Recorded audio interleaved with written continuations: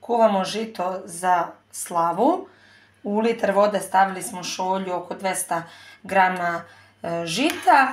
Kuvat ćemo oko 40 minuta. Ko ima ekspres lonac, kod njega će ići to malo brže. I onda ću tako vruće da omotam ćebedima, jastucima i preko noći da ostane i ono će se samo otvoriti kao nekada što su bake i mame kuvale.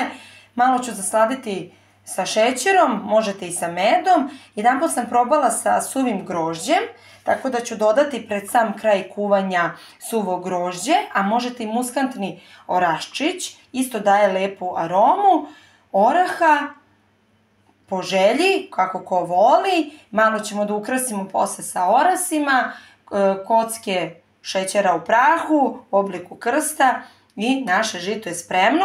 Inače, žito je mnogo zdravo da se jede i kao zamena za ove rafinisane slatkiše, pogotovo kod dece za vitamin B, akne i alergiju.